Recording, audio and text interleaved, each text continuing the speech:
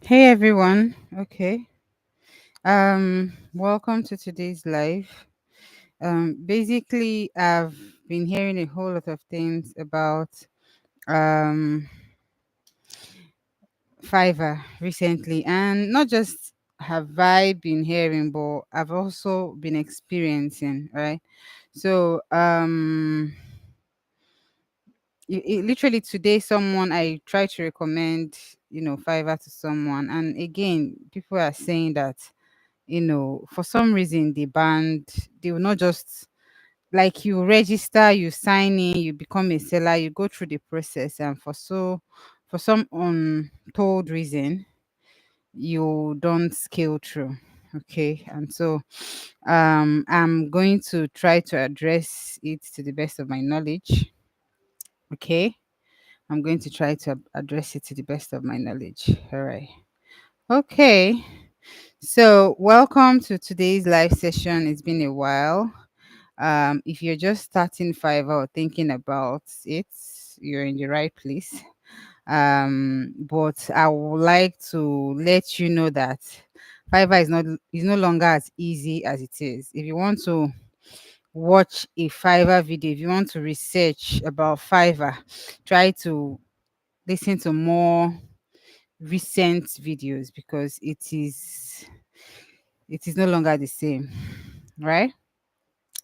But never mind, don't worry, I am here for you, and I'm going to give you just a few tips, just about 5 or 6 tips, and how to follow this whole new development. And I'm saying this from a Nigerian point of view.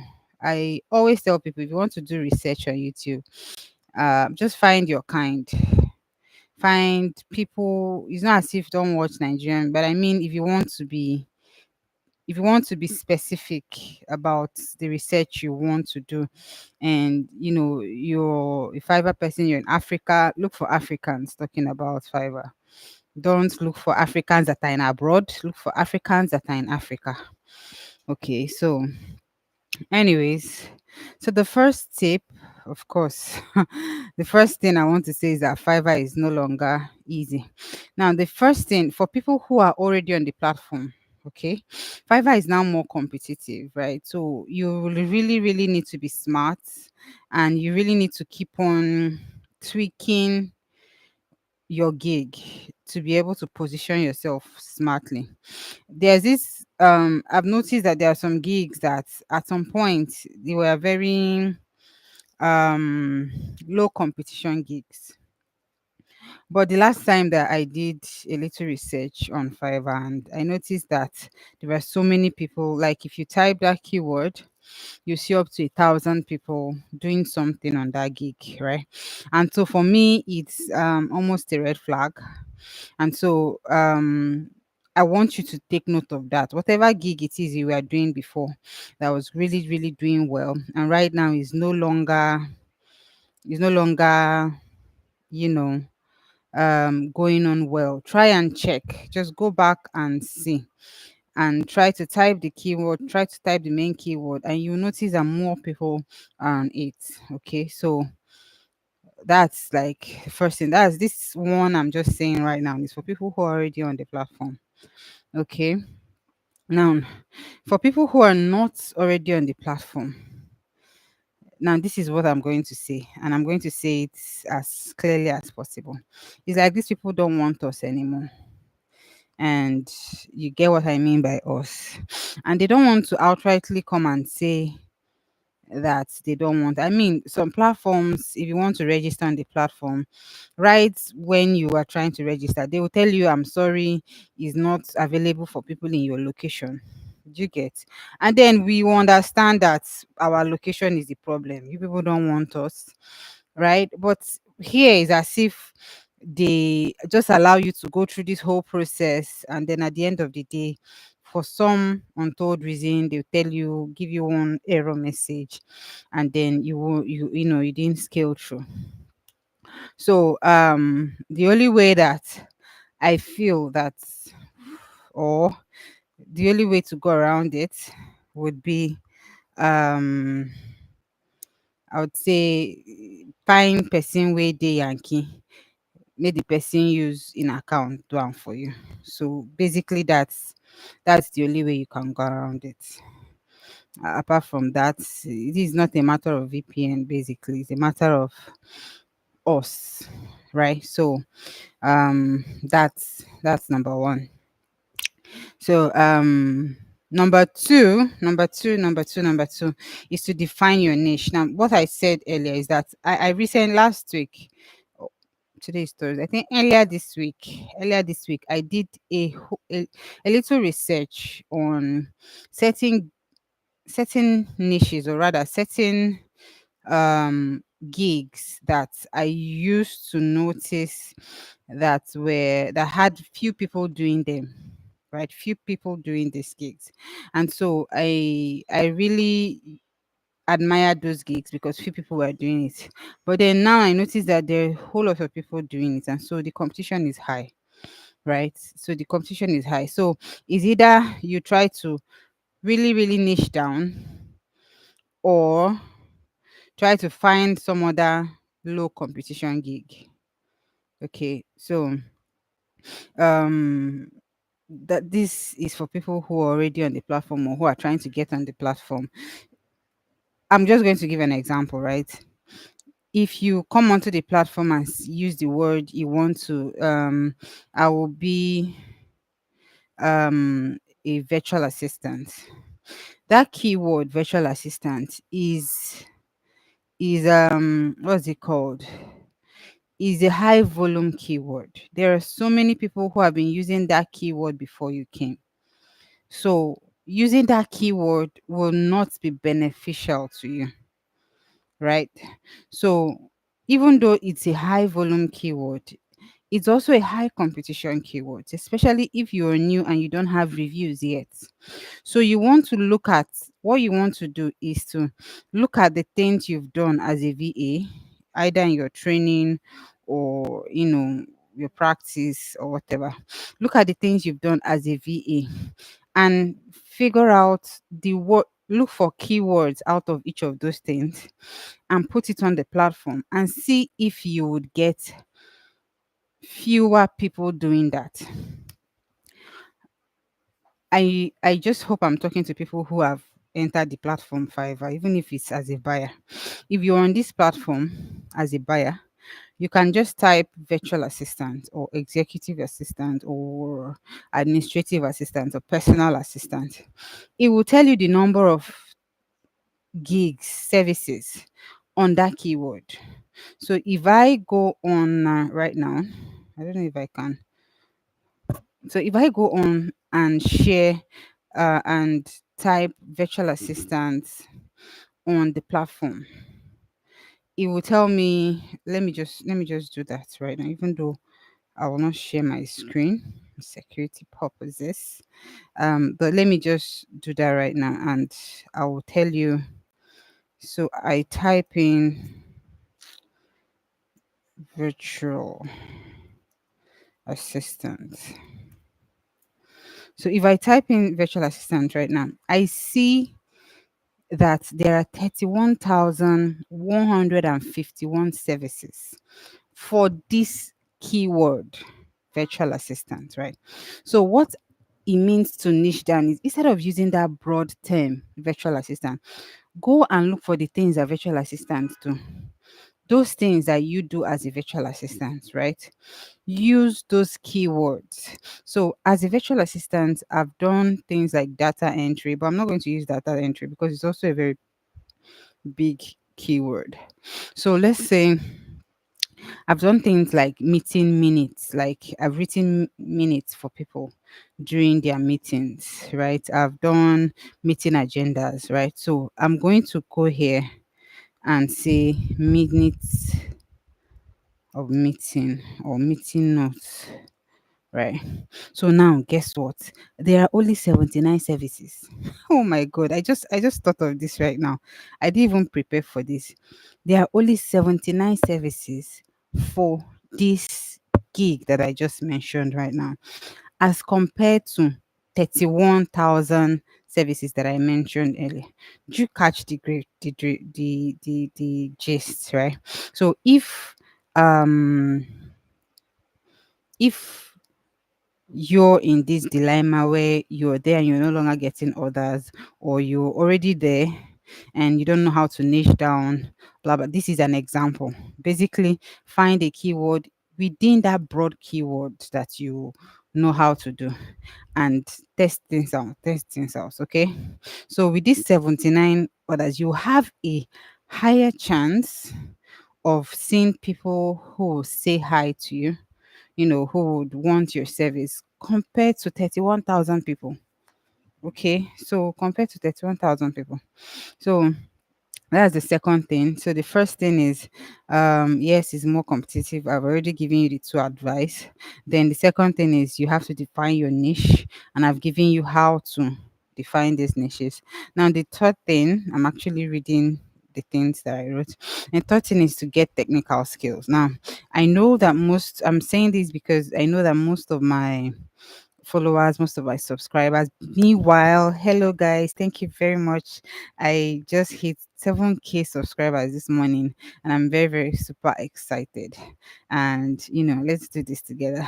Anyways, okay, back to it. So I know that most of the people who are following me are people who are aspiring to be virtual assistants, or who are already beginning their journey as virtual assistants. Okay, so now while I know that virtual assistants basically most time is a job that exchanges your time.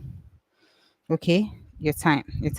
So basically, people send you to do things that will take your time and certain skills, right? Sometimes just soft skills, right? Depending, some other times technical skills. But what I want to tell you right now is that I want you to learn as much technical skills as possible. Yes, I know that you're an admin virtual assistant, and you just basically what you do. I had one client that, well, all I did for them was write their meeting notes. Like that particular client, all I did, it was a referral though. I didn't get them through Fiverr, it was a referral, and all they needed was someone who would come into their meeting and they deliberate, and the person writes their minutes for them. And so, but in a case where this person wants someone to do something else for them, would you be available?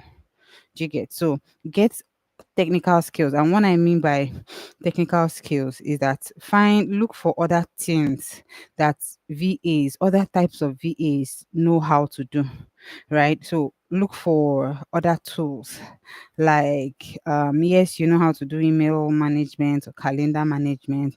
Do you know how to work on Canva? Do you know how to do at least basic video editing, right? Video editing, meetings and all of that, creating reels. Do you know how to do all of those things? So do you know how to do writing? Do you know how to do technical writings? Can you write blogs for clients and all of that? So basically, um you should um learn more technical skills than you already know how to do. So you guys feel free to drop any questions if you have questions. Okay. So now I know I've mentioned this number 4 previously somehow, not well, not directly, but somehow. So and then this number 4 is avoid overly populated gigs. I give you an example now. Although I'm not sharing my screen. Should I? Although I'm not sharing my screen, but I literally just typed virtual assistant in the Fiverr search bar, and I got 31,000 entries, 31,000 and change entries. And right now, after that, I talk to you how to, instead of using those big terms, find smaller terminology, like, other things you do as a virtual assistant, and type it. You will see few. So I literally typed meeting notes, or sorry, meeting minutes. rather, and I only found 79 people, 79 services rather. So you will notice that if I create a gig, which I'm going to test out, create a gig on that meeting minutes, Kiniko, I would have high chances of finding people because there's low competition. There are fewer people doing that compared to putting myself in the midst of 31,000 people. Okay. So take note of that. So basically explore less saturated categories or keywords, blah blah blah. Now, next is use relevant images and videos. Now, there is this thing that most people do. They put images of other people. Well, yeah, you can put images of other people technically, but I mean, um if you're black, just don't put white people. Yeah, you can put black people so that a person eventually gets to do a gets to meet you, the person doesn't feel cheated or something like that. If you're black, put white black somebody. It doesn't have to be you basically, but just put someone black. And people tend to put women because women are more attractive, so you can also take that into consideration. Okay. Then if your gig has something to do with video editing or has something to do with videos, right? Try as much as possible to add videos. It doesn't have to be a video of yourself. It can be a video of what you've done. Do not except you have a very beautiful background, very wonderful accent, um very wonderful, what's that stage, we used to call it stage presence when we were in school, very wonderful stage presence. Do not do a video of yourself. Okay, do not do a video of yourself. Like I said, most people nowadays is as if just don't do this. Just try as much as possible to promote your good sides. If you have a good camera, good lighting and all of that, then you can do a video of yourself and with all the accents and all of that. But if you don't, please avoid those personal videos. Rather find a way to put up a video, even if it's voiceover videos, right? Okay. Then the next one, the second to the last, is tailor your portfolio and your CV. So I personally have done a whole lot of things over the years. And I mean, I've done project management, I've done product management, I've been a VA or before all of this. And so it means that I actually do have different CVs and I have different portfolios for my different CVs. So make sure you have I have a CV for my project. If I'm trying to apply for a project management gig, I have a CV for that. And that CV has a portfolio for that. If I'm trying to apply to a VA gig, depending on the type of VA, depending on the work that I see listed there, if someone, approaches me, depending on what I feel the person wants, I would have my CV tailored to what that person wants, and I would have so I can't put project management um portfolio. I can't send the project management portfolio to a VA client who is looking for a social media manager, right? Even though you're a project manager, there are differences. So you want to show statistics, you want to show certain things in your VA portfolio. So try as much as possible that your that thing matches. Someone says, how can one as a writer get VA jobs without the technical skills you mentioned? Well, you need to have, as a writer, you need to have writing skills, one, right? And if you're also a writer, it means that somehow you've written some things. So those things you've written would serve as your portfolio. Those things you've written will serve as the projects that you've done in the past. that would serve as your experience, past experiences. So what you need to do is to find a way to do, bring up, or come up with your portfolio, your portfolio as a writer. So what do people want to see as writers, right? What do If I want to hire a writer, maybe for my blog, maybe for my product, maybe for whatever it is I want to do, and I want to hire a writer, what where and where, what do I want to see in that person's write up? That's why I'd say I people who are writers sometimes, except you have some sort of website, even if it's a freebie website where you have all of these things posted, right, as your blog, something like that, it will be better than just wasting it on social media. Yes, people like your comments on social media, but if there's a way you can duplicate, so that you can use that one as social proof. Oh, this is the number when I posted this online. This is the number of likes I got. This is the number of engagement I got.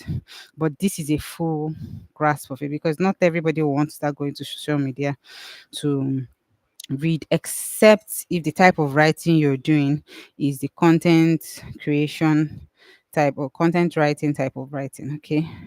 So basically your portfolio is what will speak for you, which is gathering them together. Yes, you've probably written in different magazines, you've written in blah blah blah.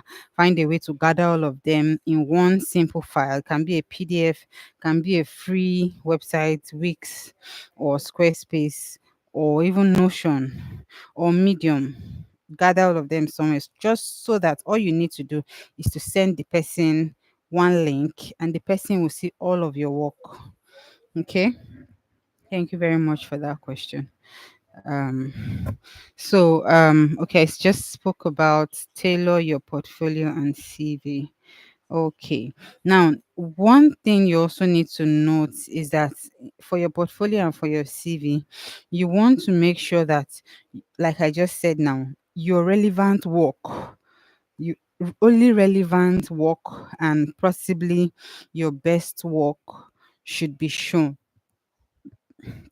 If you've done 5 projects, different projects, and you know that, say, maybe when you were starting, so your first project, you didn't really have so much things to do, like you didn't have so many things, they didn't give you so much work, you were basically just doing one thing, right?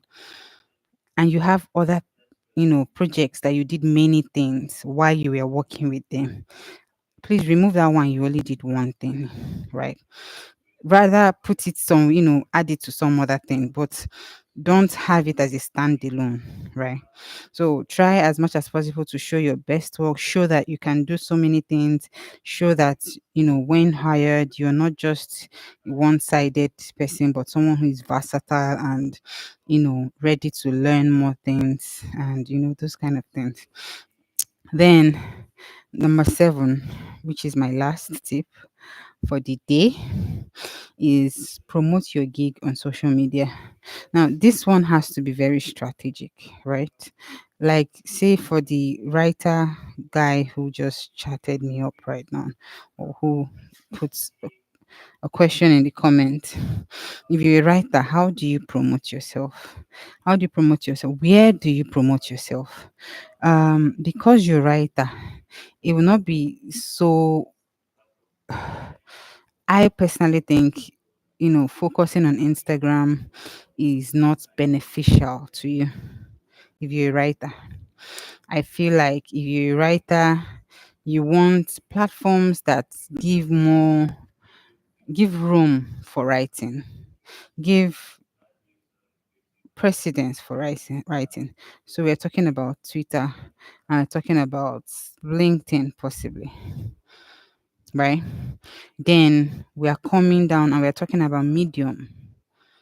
If you know Medium, it has a free version, right? So you can use Medium as your portfolio website, so to speak. Or even you have a blogger.com. Blogger is like Google's free blog. Or you can open a WordPress, but that one will need some sort of skill. But I mean, Blogger is very easy. Anybody can just go to Blogger and create a website. Of course, it will not have your own domain name. If you have money for that, you can do that. But then you can just go with the free thing. So what you want to do is you post snippets, snippets of your write up on social media and links to your main blog. You can even decide to post everything on social media, right? But you also want to post everything on that your repository. So that's your blog, is your repository, is your website, is your portfolio, is your everything. Is that one is the one that belongs to you. Social media might go down one day. They might hack your account one day. Um they might buy Twitter one day, or LinkedIn one day, and decide to remove there are so many things that could go wrong, but the one that is yours is the website that you've created, right? So basically promote yourself. So promoting yourself can be talking about, doing that same thing you do on social media, but you have to do it in certain places where people appreciate that type of work. So on Instagram, like I just said, people appreciate more of images, beautiful images, images in good background, not raw images, but images that have good background, images that have aesthetics and all of that. If you're into all of those, if your work has a lot to do with design and all of those aesthetics, then Instagram is where you'd want to go to. But if your work has to do with writing and management and all of those business, all of those kind of things, then you want to keep yourself near Twitter and near LinkedIn, right? Um Maybe Facebook if you open a Facebook page. But I really have bias for Facebook. I really don't think Facebook is where you want to post business things like that. I just feel Facebook just feel Facebook is for friends and family. Okay. So basically blow your trumpet. Blow your trumpet on social media. Let everybody that follows you on LinkedIn, on Twitter, on Instagram know that this is what you do, even without having to go to your profile. Blow your trumpet, right? You never can tell. And I remember that there are some times when I had clients who, would want to work with me on a very, um, long term, not just gigs, but long term kiniko. And what those people, they will ask for my CV. And of course, my CV has my LinkedIn profile. They will go check out my LinkedIn profile. And because they see activity on my LinkedIn profile, they feel like, okay, I think this person is a little bit trustworthy. Okay. Someone said, I don't understand what you mean by if you did one thing and then if you did another project, you did so many. What I mean, okay, what I mean by this kind of, there are some projects that there are some people you work for and you only did one thing for them in that project. Like, how will I say that? Let me use the minutes part where I have a client that I worked for a while, I think 2 years, and they had meetings once in the once a month. And all I did for that client was I wrote minutes for her. Now, if I want to prepare my social media, my virtual assistant portfolio, I'm not going to include her. I'm not going to include her and her project because it's a project, right? I'm not going to include her because the only thing I did for her was write minutes and send it back to them. But I have had experiences where I've done much more things for people. So I've written minutes. I even was the one who, prepared agenda for every meeting. I was the one who reached out to everyone for the meeting.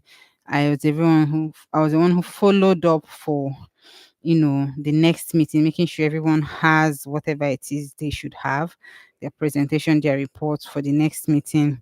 I spoke with, you know, potential partners. I reached out to potential partners. So now I'm talking about like about 5 job descriptions for one project. It shows that, oh, I did this, I did that, I did this, I did that. I don't know if you get what I mean. So if I have such types of, you know, um projects I've worked on that I did so much more, then I should um put that one first and remove the one that I did, because while it's nice, it's it's not really nice. Except I decide to add more things to it to make it look like I did so many things. Do you get what I mean? Okay, so um okay. So any other questions? Any other questions?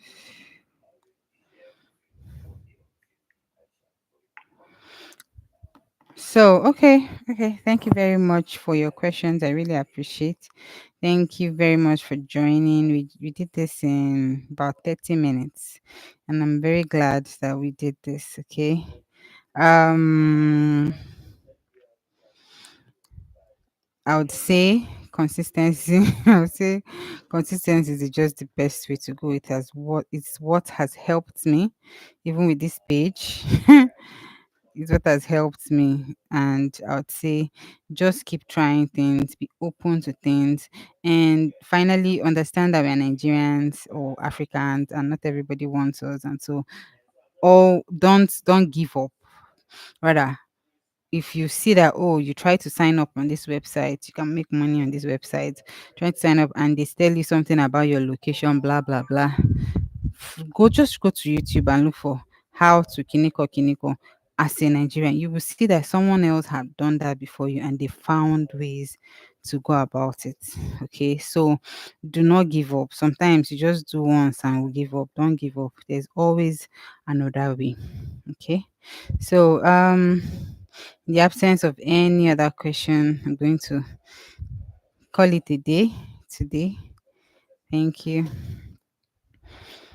very much. Bye.